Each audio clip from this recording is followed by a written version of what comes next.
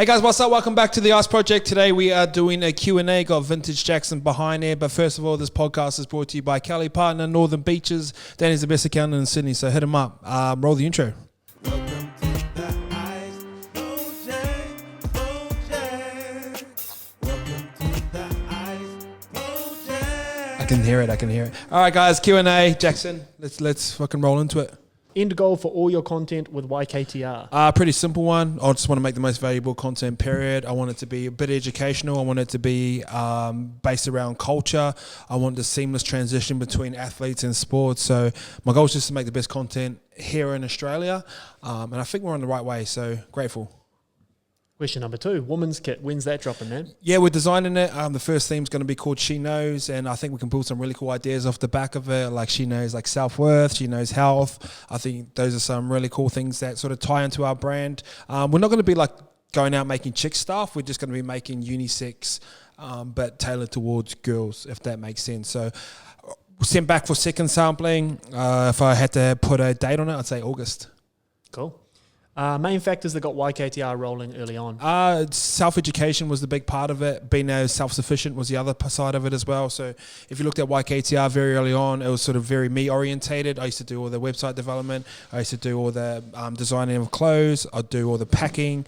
And by doing so, I was able to sort of minimize costs. I was doing it as a passion as well, so I wasn't getting paid for the first 16 months. So it was kind of fun for me. I look back on now, it was super hard times, and I'm grateful I went for those experiences. But being self-sufficient, self-education, and it was kind of passion to line and a little bit of fear where I was kind of scared to work for anyone else. So, yeah, I don't know. That was just me. What about the love life, man? Yeah, single. Obviously, everyone knows I'm single at the moment, but kind of happily single. And it's not like happily single going out chasing chicks. It's happily single trying to build some pretty cool businesses. So, yeah, not really chasing anything at the moment. Obviously, in and around all the boys, and you're the only one that's married here, or even close to having a girlfriend. I don't know. It's fun. It's fun being single. It's easy. It allows me to sort of just be me and focus on the things that I want to do and be super selfish with my time. And I think I need to in this little period of my life. So trying to do cool things, and it needs all my attention. I think Scope's close. Scope's close. If you want a bit of gossip, Scope's pretty close. Chico's got a girlfriend as well. So yeah. We're about half at the moment. So commitment issues. This is one a bit close to my heart, man. Thoughts on people on the resale game, reselling vintage, just a trend or here to stay? We've talked about this in the past. I don't think it's going anywhere, because what we find nostalgic, right? There's always going to be nostalgia somewhere, and instead of us frothing over wrestling t-shirts, I think people start frothing over Pokemon t-shirts or Yu-Gi-Oh t-shirts or whatever. There's always going to be grown-ups that have had a childhood, and they want to rock stuff that relates back to their childhood. So I don't see it going anywhere. What's your thoughts? Yeah, I agree. You and I had a conversation. I think I was probably... It was early, we had that conversation. Early on, I was a little bit nervous. Like, you started having those conversations with me about scaling and how to scale. And I said, oh, bro, but is this still going to be cool in 6 months' time? And you said, bro, the people that are buying the Jordan stuff now are going to want to buy LeBron shit in 10 years. So yeah. I've always sort of stuck with that. So I don't think it's going anywhere. The whole gentrification of it all, like it just being anywhere. So... yeah, just more kit available is better for me. I don't care. So it is a little, like, it's an interesting space right now, because I don't feel like anyone's like, there's no like Sean Witherspoon here, you know what I mean? Like that could be you one day, but yeah, I don't know. There's no one that's really controlled the market and got the branding behind it, but I know you're in a pretty good position to do it. Yeah, I don't think it's going anywhere. I'm interested to see what's it called when like say we just knocked off J. Cole, like what's that? Like, it is vintage, but it's just like creating your own. That'll be interesting to see how far that space goes. The bootleg style. Yeah, very bootleg. Yeah, it's interesting. That's very hot at the moment. Purists hate it. Yeah. It's but then it makes money. So it's subjective. Like I consider myself a vintage purist, but I love it. So yeah. It's, again, I'm not married to tags. I'm not married to any of that stuff. Fit, color, nostalgia. That's it. That's it for me. So yeah, it's interesting. Yeah, I don't think it's going anywhere. I think.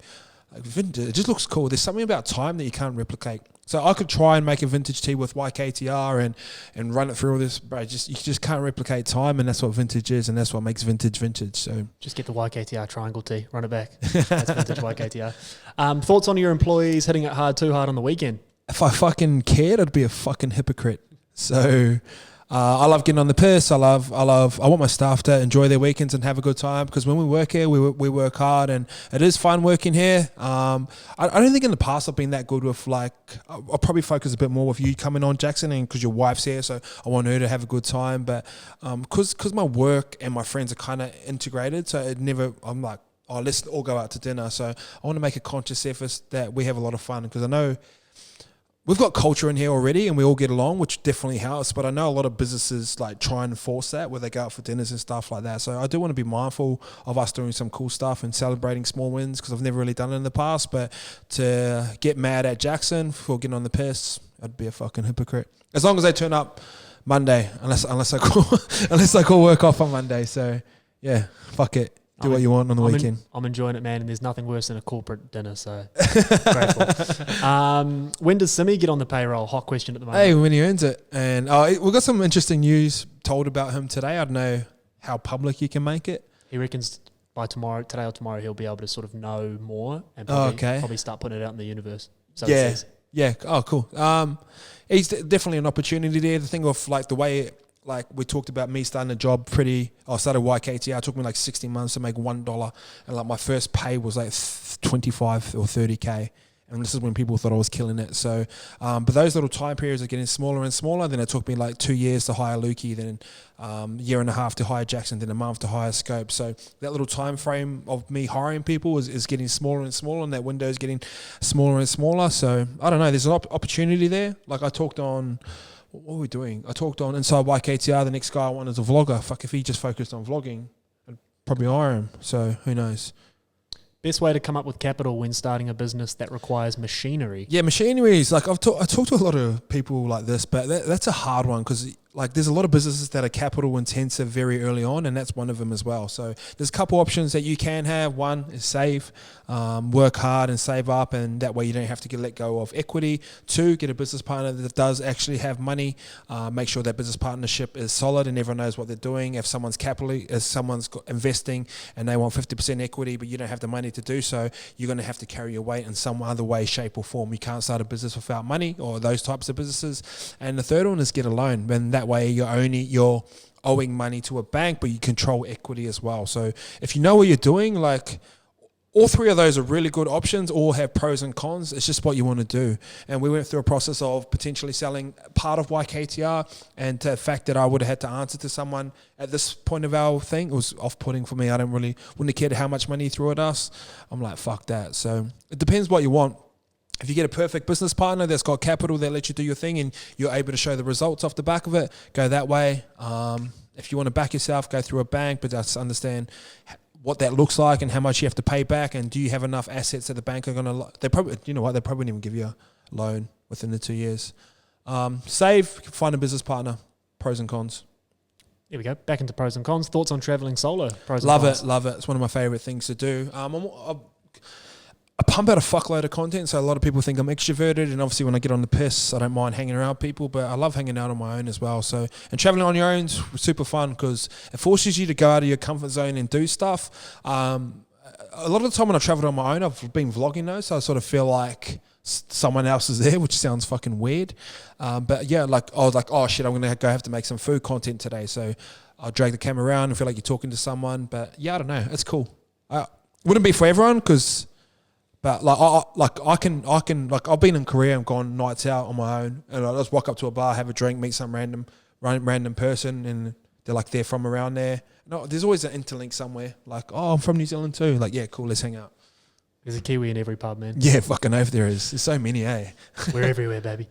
Thoughts on borrowing money to start a business? You sort of touched on it before with the machinery question. Yeah, just be careful. Be careful. I know a lot of people, they're like, oh, like if I had money, I could do this. Like a lot of the times, a lot of those things don't work out. And if you do borrow money from someone, and when you say borrow, when I feel like I'm hearing that question, I feel like that's coming from a family member.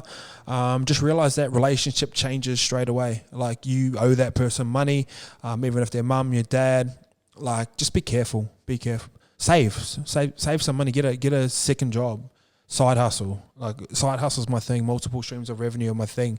Saving money is my thing at the moment, because it allows you to do, when opportunities come and you've got capital, you can exploit those opportunities. And Yeah, that's my opinion. If you want to hear Isaac sort of expand on that question, him and Jade touched on it on Soundboard that we dropped yesterday as well. Yeah. Very interesting chat with Jade, who's obviously Get on, yeah. So Jade's smarter than me. she's smart. Yeah, so people are, oh, she's like, nah, Jade's fucking smarter than me. So I just ask questions and she talks. So get onto that content. It's really, really good. Sorry, I've lost my place. Here we go. How many staff do you want at YKTR/YKTR Sports in 2 years' time? I read a book called Small Giants, which sort of talks about businesses that could have scaled but never really did. And I think I want to be those. I remember when I used to hang around with Pip Edwards and walk into her office and she's got like 30 and 50 staff. I'm like, fuck, I was just thinking, like, what does everyone do? So for me, I'd rather have, like, who knows? When you got a media company, you're going to have to scale up. And even it's got to the point now where Jackson's come on, like freed up my time. If we get a full-time vlogger, if we get a full-time designer, I can see the benefits in those, but I don't just want to scale up for the sake of scaling out for no reason. I'd rather have a small team that's like super tight, and I'd rather pay Jackson more and Lukey gets paid more and Scope gets paid more. I'd rather work that way.